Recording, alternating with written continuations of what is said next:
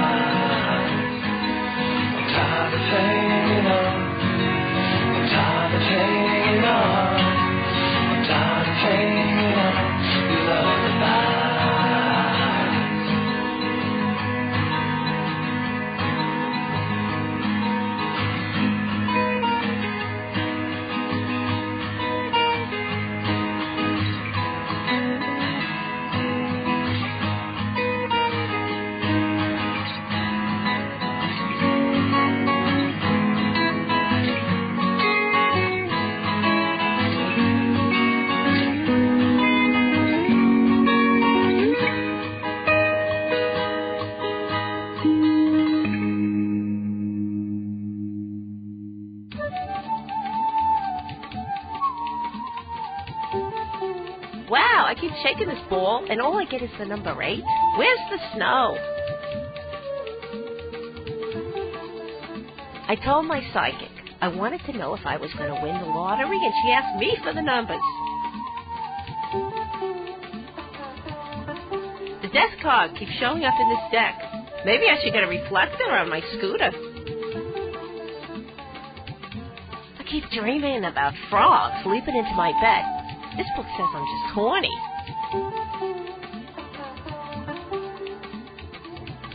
Having a bad day at the Wheel of Fortune? KarmaCast has answers. Check out KarmaCast.com for show listings and times.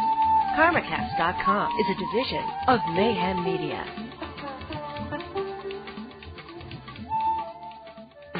Hey, we're back to Ghostly Talk, sponsored by Joey's Ectoplasm Cleaners. You bought it, we start it.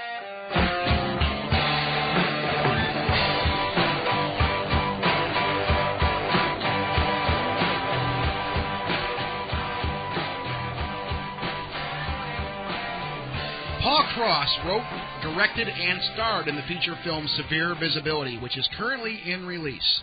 Severe Visibility was nominated Best North American Film at the 2007 Kuala Lumpur International Film Festival and was an official selection at the New York International Film and Video Festival. Paul is the recipient of the Best Screenplay Award for his film script, Champagne and Chocolate, at the Thunderbird International Film Festival in Utah. The website is www.severevisibility.com, and we'd like to welcome Paul Cross to the show. Paul, how are you doing tonight? I'm doing great, thank you. How are you? Really, really, really good. I'm excited to talk about this, these subjects. Obviously, it's the subject of 9/11 and the stories of 9/11 and things that come out. I mean, we always are excited to talk about these things, but obviously it's something we're not always, we're not really excited to talk about because it was a very sad event, obviously. But come this time of year, every year, we always try to visit this on the show in one shape or another. Just to keep it, we don't want to forget about something like this. And obviously you did, and you decided to do a whole film around this thing. Can you tell us a little bit about the film to start off with? Well, sure. It's a feature film, and it's about an Army major who I play who works at the Pentagon, and he's had problems before from the Vietnam War, not being able to handle the stress of war and seeing his buddies killed. And then he's at the Pentagon working that day, and a friend of his is killed in the impact, and he is not. And he goes through this guilt trip of why, again, was he saved when his buddies around him were killed. And then he starts to investigate the crime that was committed at the Pentagon on that day and discovers that it was not a 757 that hit the building, but it was a missile instead. And this quest to find out the truth sets him on a path of total disillusionment because he's a flag waver. And when he discovers that this was perpetrated by some sort of a cabal in the United States government, it crushes him, and he doesn't know what to do with the information. And I won't give away any more because let people get the film. But that's the story of the film itself. And I think this story reflects a lot of people. As we know, in regards to the Pentagon in 9/11, this was a theory. Well, not a theory, I should say. I mean, this is what people are saying, and there's evidence out there on the web, in books now, I mean, all over the place, that says that, look, we have video here showing there wasn't a plane that hit the Pentagon. It was something much smaller, like a missile, and the damage. And they talk about the damage and stuff that was created after the accident. That if the 757 actually hit the Pentagon, I mean, it would have been a much bigger impact footprint. There's all these different things going on back and forth out there. I got to ask you, though, I mean, this is a complex story, obviously, even to dramatize it and take these ideas and put them into a film. What was the reason? Why did you decide to take on a subject like this? Why did you want to make this film? Well, it was a very personal reason. I don't know if you know this or not, but I was at the Pentagon that day. I was actually in Washington, D.C., making a film at the White House. which was a documentary. It was a film called Fall to the Leader, which I wrote and directed. And we had spent, 8, 9 months in Washington making this documentary. Mm-hmm. And we had finished it. What the film is, guys, it's a documentary. It's 4 days in the life of the American president, and George Bush happened to be president then. It's not about George Bush. It's about the office of, which I frankly think is the greatest office in the world. If it's executed properly, Mm-hmm. it can do great things for many, many, many, many people. And so we were there making the film on this day and in Washington, D.C., and on September 11th was our first day of what we call post-production, as you probably know what that means, but some of your viewers might not. But it's the time when you get done with your film and you go into post-production where you start your editing process and things of that nature. Mm-hmm.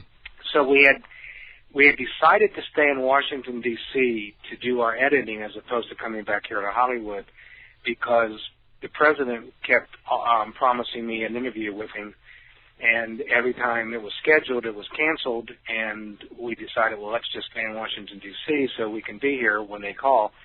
And I'll just dash on over there because our editing facilities, our studio, was in Georgetown, Mm-hmm. and we were right in between the Pentagon, maybe 5 minutes away in good traffic, Mm-hmm. and the White House, which was 5 minutes away in the opposite direction in good traffic. So we thought, okay, we'll just do it here and spend, I don't know, an extra month or two there because of that. And on 9/11 was our very first day of editing. And I had gone in around, I don't know what time it was I got there, but I went down to the break room to get some coffee. And I noticed all these people standing around very quietly watching television. And I just looked up to see what they were looking at, and it was a building, it was a shot of the two buildings on fire. Mm-hmm. I think that's what it was. I'm really not all that sure. Yeah. I'm confused if it was one building there or two buildings there. I don't remember. But I said to the woman, I thought they were doing the documentary because it was a post-production house in Washington, D.C. called Henninger's, and they do a lot of things there for the Discovery Channel and things of that nature. And I thought they were making a documentary on the first attack on the World Trade Center, I think in '92. Yeah. And I didn't give it any thought. So I went and I got my coffee and I just moseyed over to this woman who was standing there watching. And I said, "What are you guys working on or watching?" And she said, "A plane or two just hit the Pentagon. Hit the World Trade Center." Mm-hmm. And I thought very naively, how are they going to get the plane out of that building? I didn't know she didn't know if it was a commercial plane or a small plane, and I didn't give it any thought. I just, for some reason, it didn't make an impact. Yeah. I know you probably think that's a weird statement, but no, I just didn't think, what was happening was happening. I didn't have a clue at that time. Paul, if I may interject, for a second, that isn't a weird statement that you just made, because I remember vividly, and I knew this was going to happen. We'd be reflecting on things like this, right? The day where I was at the time when this happened, somebody come by and said, "Hey, something. I guess a plane or something just hit one of the World Trade Center, one of the towers in the World Trade Center." And I'm like, it didn't register with me either, Paul. It really didn't. I didn't process and the reason I think, this is something I heard a long time ago from somebody, that most of the time in your life, things are kind of just mundane. It's a mundane type life. Catastrophic, insane type things don't really happen all that often. Right. Usually the worst it gets is that, you get a little drama with one of your friends or your better half, and you get into an argument. But you don't have something this cataclysmic happen all the time. So when it does happen, I think you go into shock a little bit, and you don't process I think it, right? you do too. Yeah, so I think that's probably what it was. Yeah, so that wasn't weird at all in my opinion, Paul. I didn't mean to cut you off there. I'm sorry, but I really wanted to point that out. I mean, I understand what you're saying, though. Well, it's good to know that because sometimes you look back on these things and you think, where was my head at that time, But so I went back upstairs to the editing room, and when I got there, my editor says, something major just happened. We better get back downstairs. Mm-hmm. So I didn't know what he was talking about. We get back downstairs, and I remember looking back at the television next to the same woman, and like a child, I said to her, "What happened to that one building?" Mm. She said, "It just fell." That is when it hit me that this was a day not to be forgotten. You know, that's at that moment I realized this is major. Mm. So for some reason or other, we were evacuated from that building. Now I've never understood this, but we were, and we weren't anywhere that close to the Pentagon where we could have been damaged or hit or whatever. I don't know why that building was closed all of a sudden, but it was, and we had to leave. Mm-hmm. Well, Washington, D.C. that day was like a movie, because when I went to work that day at Henninger Studio to start editing this film, mm-hmm. it was a normal day. Right. When I left, all of a sudden there were guards and tanks and military vehicles on every corner with soldiers in there with guns, and I think, my God, it's like a movie that's being made here. So we decided to go. The traffic was just car to car, bumper to bumper. It took us a long time. I said, let's go over to the Pentagon and just have a look, and not even thinking we could get near it. So it took us hours to get there, and we finally got across the street from it, and we parked at this apartment building, and there was a little hill you could walk down, and at the bottom of the hill was the freeway, and right across the freeway was the impact site. So we walked down this little hill, and we stood at the edge of the freeway looking at the impact site. Mm-hmm. And we stood there for maybe 10 minutes. We didn't speak. And I'm calculating what I'm looking at. And I suddenly turned to my partner, Marianne, who made the film with me. I said, something's really wrong here. Mm-hmm. She said, what? And I had goosebumps all over me, and the hair on the back of my neck was standing up. I said, where's the plane? I said, where's the debris? Why isn't the grass scorched? Look at the opening to the Pentagon. Look how small it is. Where's the wings? Where's the seat? The dead bodies? I said, there's nothing here. I said, how come these telephone poles are up? These trees are up. Look at the big cable spools in front of the opening. How did they not get hit by a 757, for God's sakes? Yeah, it's a huge plane. It's a massive, huge plane. Huge plane. I've been on them many, many times, mm-hmm. and as we all have, and they're huge. Yeah. So I knew then that something was really, really wrong with what they were telling us. And then it hit me that if this was a lie, then New York and Shanksville must have been a lie too. Well, I'm here to tell you guys that it took me, I don't know how long to stop crying. I used to go into the bathroom of the hotel we were staying at and just sob, thinking about all the lives that were lost for sure, and that we were being lied to. And as I've said on other talk shows many, many times, I walked down that hill a flag-waving Republican, and not a conspiracy theorist, not looking for any sort of a espionage kind of a thing going on here. Mm-hmm. And I walked back up that hill, a changed man. And I lived with it for a very long time, and I kept looking on the Internet and trying to find out if I was the only nut in the world that knew this or what. And then I began to hear other people talk and on the Internet, and I decided to make a movie. Mm-hmm. Not a documentary, but a feature film about it. And that was the road to severe visibility. That's how it started. Well, all these emotions you're talking about, Paul, I mean, again, not as before, I think as far as just this overwhelming sense of emotion that comes over you in this situation, what really hit me that day was when I was at work, like most people were at, So was I. And I mean, the majority of us said, look, I'm out of here. You people can deal with what you got to deal with. I got to deal with my family right now. My mom, we couldn't leave. Yeah, I didn't. I left. I worked in a place that didn't let us leave when a bomb threat was called into that place. Oh, God. Oh, man, that's amazing. What state was that in? Michigan. Where we're at here. Michigan, wow. Yeah, I left because they did have a bit of an issue with us, and I'm like, look, man, I never miss a day. This is, I'm a professional, but my mother is in hysterics. Right. My sister's stuck at school. My dad's stuck at work. He was trying to leave. I'm like, they need me. I'm out of here. And getting over there and picking up I went and picked my sister up. This is when she was still in high school, Yeah. Picked my sister up and took her to my mom's, my parents' house, and seeing my mother in the shape that she was in. I mean, we didn't know anybody that died there. Right. We didn't have any didn't friends. Either, I actually knew one guy who and watched survived. the news and bawled. Yeah, my mom was just totally freaked out, and I asked her, I'm like, why are you so upset? Because again, I mean, like we were saying before, Paul, I was just trying to handle the situation in my family. Right. I hadn't really realized the impact that this had just yet. I think I was still kind of in shock at the time. But my mother was very, very well understood what was going on. Mm-hmm. And I'm like, why are you crying? Why are you so freaked out? She's like, this is horrible. This is horrible. This is scary, Scott. I am really scared right now. What's going to happen next?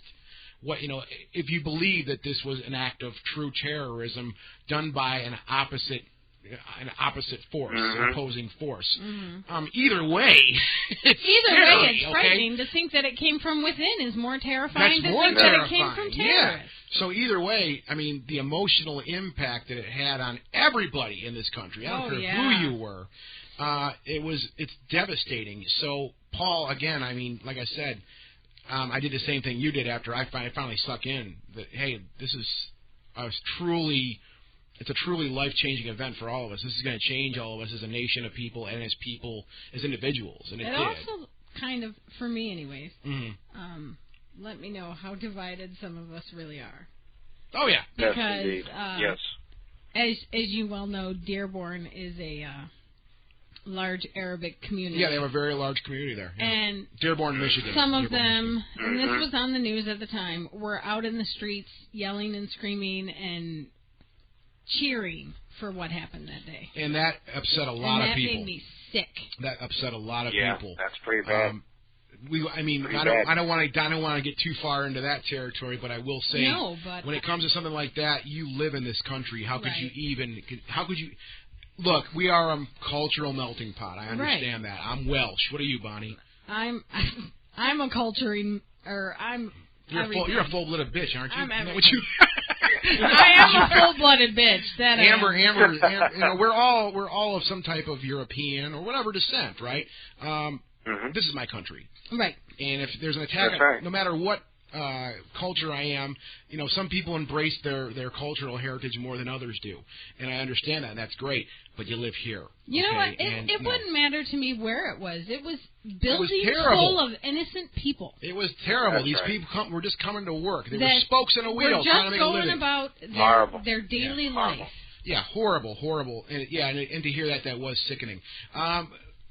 So obviously laying this down. I mean, the answer. I mean, we're answering the question I asked like 15 minutes ago. That's a very good answer to that, I guess, Paul. That's a good reason to make a film like this. I applaud you for doing it. Yeah, definitely. I'm sorry, Paul. What were you going to say? I traveled around the world with this film when it was completed at the film festivals that you had just mentioned that the film was in, and I used to get the strangest reaction from people. The thing that sort of amazed me the most, and when I say amaze, I only mean it in comparison to the United States, that the people around the world, the countries that I had been to, it was in Asia and in Europe. Mm-hmm. There's our countries, our continents, I know, but I mean the cities within those continents that the film had played. Mm-hmm. The people would come up to me on Q&A or just if they would meet me and say to me, now these are foreigners, they would say to me, we knew it, that a plane didn't hit that building. Mm. That the only people who believe that are you Americans, that the evidence is staring at you in your face that there was no 757 that hit that building. Mm. I mean, all you have to do is go on the internet and look at the pictures of the crash site. It is blaringly right after but look at the pictures that were taken immediately after it happened, and you will not see anything that resembles anything there. There's nothing there. Well, I mean, so the rest of the world put this together, but America, we've got our heads in the sand here. I don't understand this. I've had some very uncomfortable moments with this film around people that they, I've had death threats and everything else for making this, because they don't want to. I've had people say, I don't want to know. I can't deal with it. Yeah, they don't. And I say to them, and they don't want to face it. And then they say, that was 8 years ago. I can't deal with it. It's a long time ago. And I keep stressing the point: if you don't deal with it and know what's going on, it's going to happen again. Yeah. They only did it the first time to take rights away from us and to totally eviscerate the Constitution. What are they going to do when they do it again? And it's a worse attack. It's nuclear or biological. It's going to wipe out more people. Mm-hmm. And it's going to be a false flag operation, just like 9/11 was. And then where are our freedoms going to be then? And well, I just don't get America. Well, Paul, I'll tell you this. Just a couple weeks ago, we discussed this on the show. Here, Doug. Doug, are you still there, by the way? Is Doug still there? I think we may have lost Doug again, and he might have dropped. Yeah, we lost him. He's going through the mountains right now, so I had a feeling we might have lost him. I can speak on his behalf, though. A couple weeks ago, we ended up having to go. As we live here in Michigan, as you know, Paul, we're right on the border of Canada, and we had to go to a paranormal type event in Canada, and I dreaded it. Because I knew I had a feeling we were going to have a problem in one way or another. We all have passports. We all have our records. We have nothing to hide. And to keep it brief, because the listeners have already heard this story in detail, we had the hardest time coming back from Canada. They pulled us aside. They went through our stuff. They made us wait for a full half an hour. They made literally were very condescending to us and treated us with. A couple of the people were okay, but a couple of them were very disrespectful, in my opinion. And we left there, and I felt like my God, I can't believe I'm being treated like this. I'm trying to get back into I'm not talking about going into Canada. I'm talking about coming back from Canada, going back to my country, the United States. Going into Canada, they practically pushed us through the line. They loved it. Come on in, guys. It's no problem. Mm-hmm. And I understand that. I really understand that there are criminal activities that go on going over the border. I am totally cool with that, and I have no problem with pulling up to a booth and going, okay, what's your citizenship? Let me see your papers. Do you have anything in the car? Yeah, here. And I had all the paperwork and everything. I had a manifest of all of our equipment, Paul. I had everything, letters from the conference organizers, you name it, I had it, just to make sure we were taken care of. And as we left there going back into our own country, I said, my God, Doug, this is insane. I can't believe we were treated like that. And Doug said it, and it ties right into what we're talking about right now, Paul. Doug was like, look, you let it happen. I let it happen. We have only ourselves to blame for this. We let this happen. Right. We let these people do this. They're going to start doing this from state to state now, probably. You're going to be able to cross into another state within your own country without being shaken down, much less the borders of Canada or Mexico or wherever it may be. You let this happen, and it's because of these things that have happened, like 9/11. The idea is, let's scare the crap out of these people so we can eviscerate the Constitution, like you said. It all ties together, and it's a sad thing. Oh, yeah. It is. It's also infuriating because when you travel, and I'm sure a lot of your listeners, can attest to this, you're treated like trash. You are. I'm sorry. Go ahead, Paul. It's really terrible. You got to take your shoes off and your belt and your watch, and and you just feel as if. I don't know. You just feel like you're watching a movie, 1984 or something. Mm-hmm. It's just something that they have used as an excuse to, as you said, scare us into submission. Well, keep you on edge at all times. That's really. I think a lot of us though are catching on. I just don't think I don't think they can get away with this for too much longer. I agree. Let's take a quick break here, Paul. Okay. We'll come back and revisit this. You enjoying yourself, by the way, Paul? You having a good time? Absolutely. Good. All right. Cool. This is Ghostly Talk, but we're calling it Scott and the Girls tonight because Doug isn't here. So I am Scott. I'm girl number 1. Girl number 2. And we'll be. That's a little more enthusiasm, Amber. I'm girl number 2. Excellent. We'll be right back after this. Ghostly Talk. Daddy, I never said it so good. Wondering where you can get the latest news and reviews from the world of paranormal entertainment? Frank and Laura take a look at the latest happenings and break down what's new on TV and at the movies each week on Spooktacular, your paranormal entertainment roundup. Check them out by searching for Spooktacular in iTunes or head on over to Spooktacular.com. Oh yeah, be sure to bring along a friend because no one should listen alone.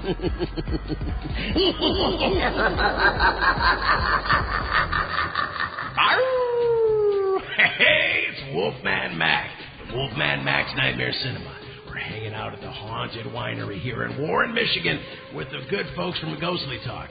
Oh, this place is creepy, man, but nowhere near as creepy as Wolfman Mac's Nightmare Cinema. It's a haunted drive-in, babies, and you know what we do there? We host classic B horror and sci-fi movies, just like the ones you grew up with when you was a kid. But it's at Wolfman Mac's Nightmare Cinema right now, hosting on public access TV all over Metro Detroit. But guess what, kiddies? It's coming to you, and all you gotta do is have a computer.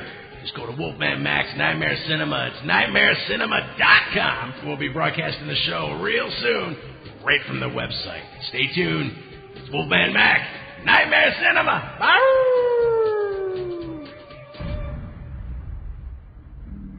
Nightmare Cinema.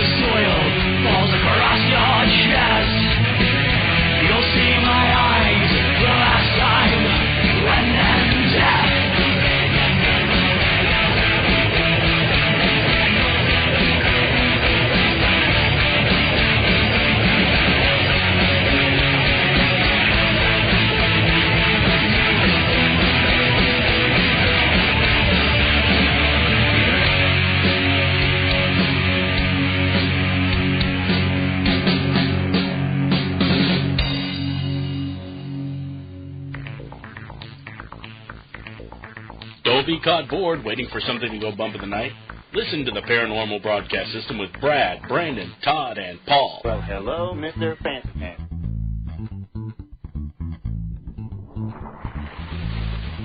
Listen to some great interviews with some amazing guests that run the gamut from ghost hunting groups across the country to paranormal personalities in the media. First, let's be serious for a moment. Then let's have some fun. We've got it all covered. Tune in and listen to intriguing interviews with our hosts from LA Spirits and the Louisiana Spectral Research Center. Then kick back and listen to us try to be funny with some crazy Cajuns. And some other guys, too. This is no kid show, folks. It's the Paranormal Broadcast System. Listen to us poke fun at ourselves. It's funnier that way. You can find us at www.laghosts.com. That's www.laghost.com.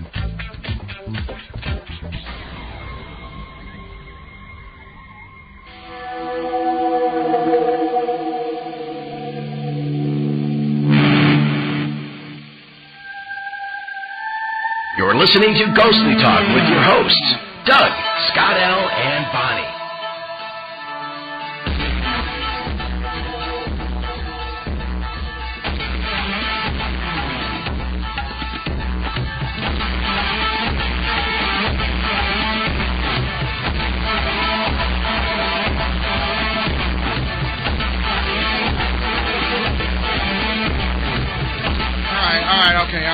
Okay, pull it out quick, because that sounded bad. I think the headphone amp got turned up that's somehow. Screaming. I think we might have sound really bad, and I apologize. No, I don't know. I don't know what happened there. Ooh, yeah, we got the head. That hurt. Something's overdriven here. I don't know what's going on. Wow. You sure? Yeah, positive. Did you happened? You know what? Bump him? I don't know what happened with that thing. You know what I was thinking on this end on the phone. Did that kill you guys? Did you guys hear that too? Yeah, it was terrible. I thought, and this sounds so good in the headphones, but it sounds horrible on the telephone. But it turns out it was overdriven. I don't know what's overdriven, though. I don't know what happened with that. Let me check something out here. I'm just curious about this now. Okay, I'm going to kill you guys again. Hang on. My head's still vibrating. So, I'm sorry about that. I don't know what... Let me see. I'm playing it again right now as we speak. I'm just curious about this. Something totally... I'm totally shocked because normally that stuff just stays and it gets every week.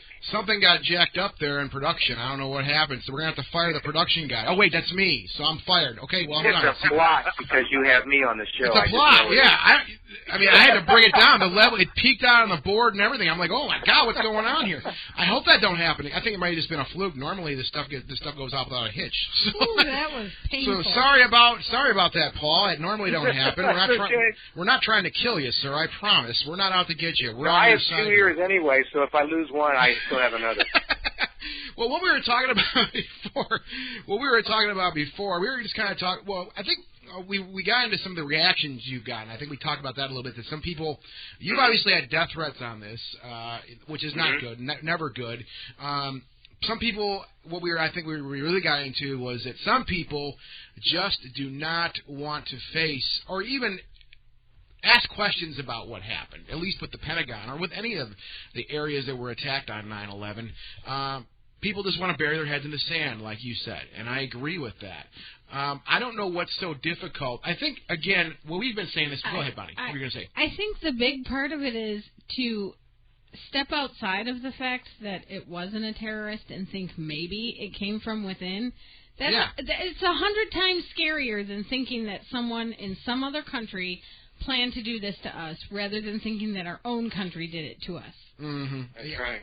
Well, I think it's easier, like we've been saying for years here on this show, it's much easier to kick back and, I hate to keep using it as an example, but turn on your favorite reality TV show, turn your brain off, and just kind of enjoy the ride. As long as I get my paycheck let them do the thinking for you. Exactly. As long as I get my paycheck every week and I can make my enormous house payment that I can't afford, and all these little things, and it all kind of fits into the little square that I've made my life, then I don't really care. I'll let them do the thinking for me. Again, you're too stupid to handle yourself. Let us do the work Scott, for you. that's basically what you just said is that's basically it in a nutshell, coupled with the fact that these people who allow themselves to be brainwashed by this American flag routine. I mean, I love this country as much as anybody else. Yeah.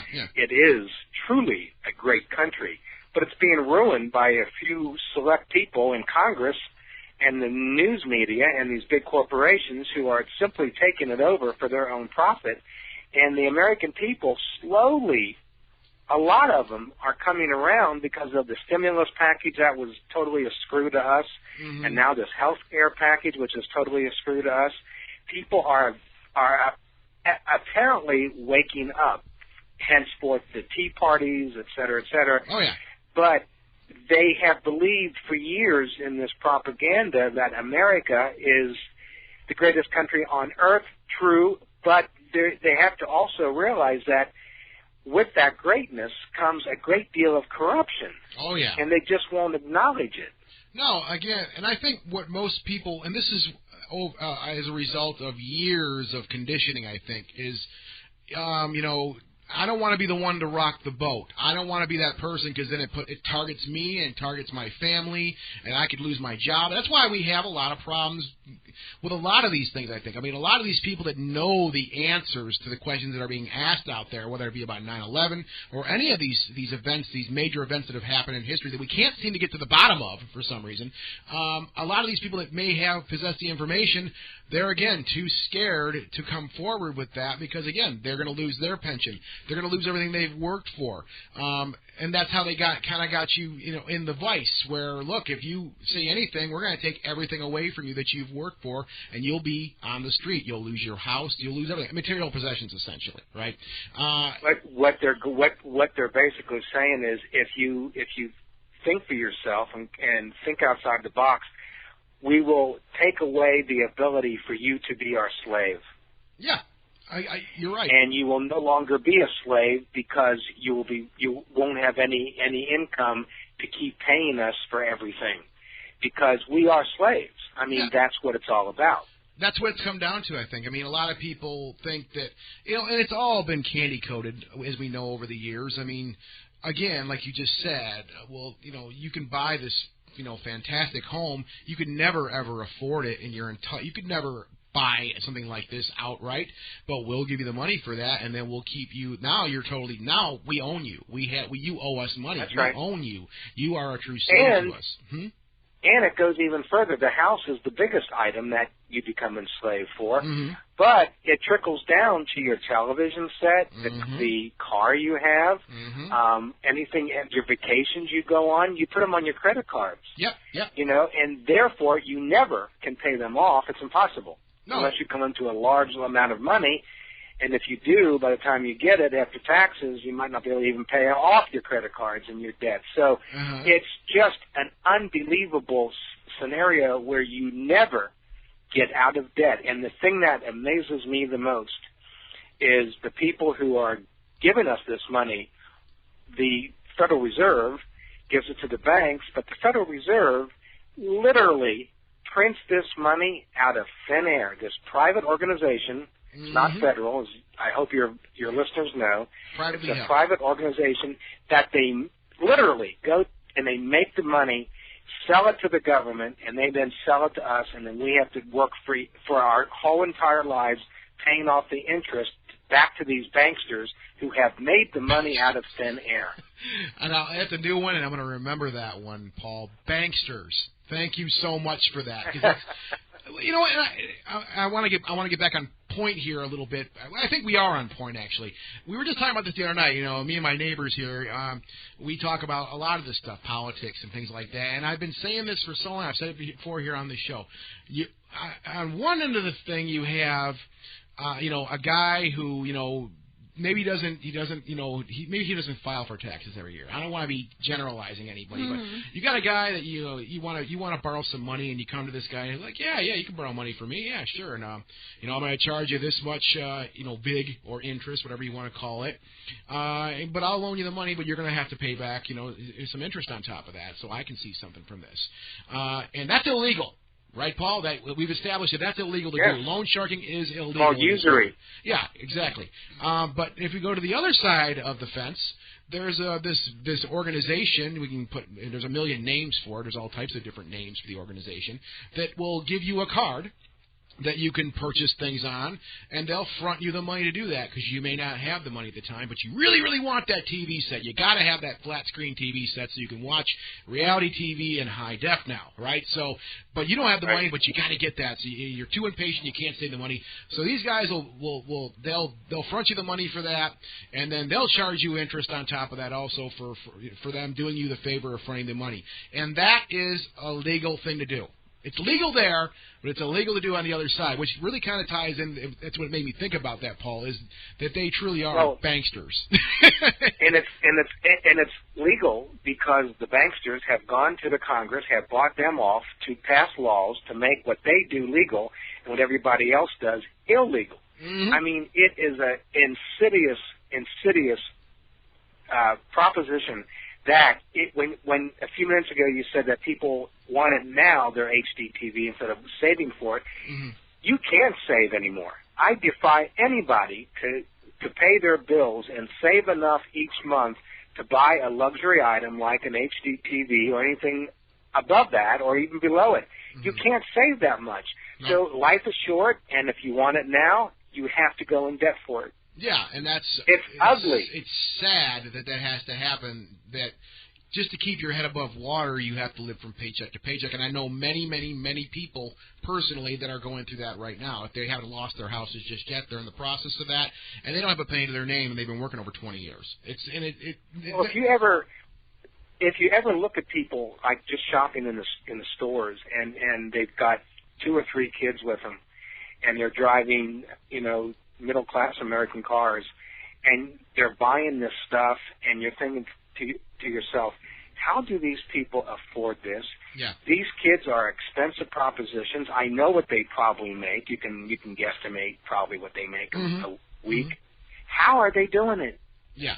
Everybody is like on the edge of falling into an abyss that if they get sick or they lose their jobs, and it's not reported as much as it is actually is happening, because the media, of course, is so controlled by the banksters and all these corporations own the media outlets, and they're not letting people know how many people are falling over the edge into that abyss every single day, and they never come out of it. No, they don't. But it does tie in again, and this is what.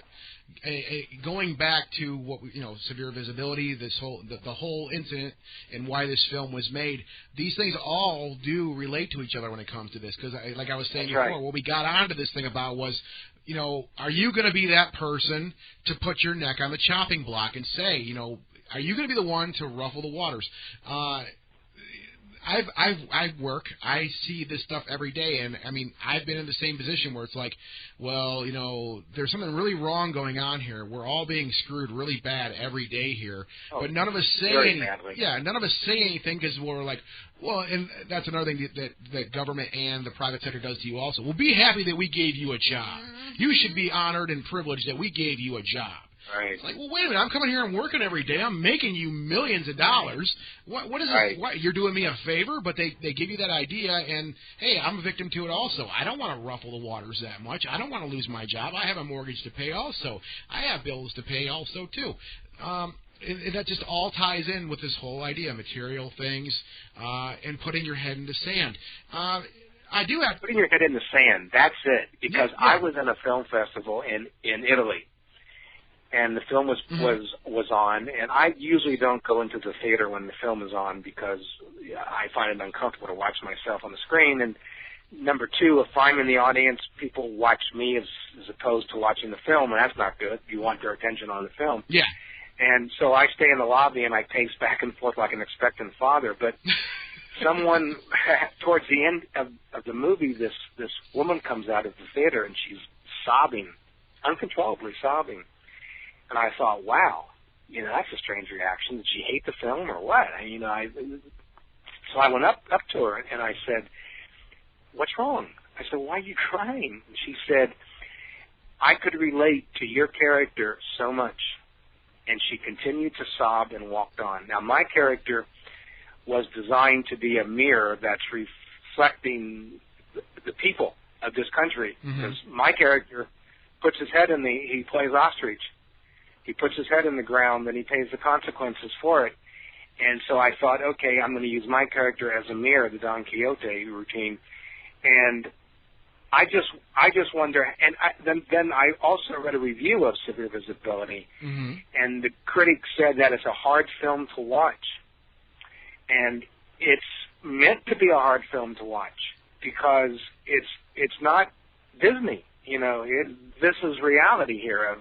It's saying to the American public and anybody else who wants to relate to it around the world, you know, if you do what this character, Major Creeder, does in the film, more is going to happen to you. So don't do this. Yeah. And don't play ostrich. And that's the message. I mean, it sounds like some people understand it, and that's what like that lady you were talking about that was crying.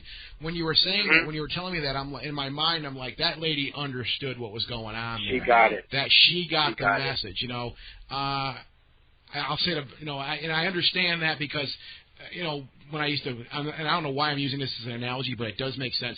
Like when I used to play music, Bonnie, you know, back in the day when I used to play in my old band, I remember we played a show and some lady come up to me after we were done playing and she's like, "I don't like you guys." And I'm like, well, okay, that's cool. You don't have to like us. That's fine. And I'm like, well, why don't you like us? She's like, because you guys remind me of work. Your music reminds me of work. It's industrial sounding and it's mean sounding, and it reminds me of work. And I'm like, you understand it. You understand what it's all about. You get it. And I'm like, good. I'm glad you don't like it because you truly understand. And the other people in there don't understand. They just want to go and do whatever. You understand what's going on here. And that lady who saw your film did the exact same thing. She had a negative reaction because she truly understood what you were trying to tell people to this film. That's right. And she may have, I don't know if she told you this or not, Paul, but she may have hated the film.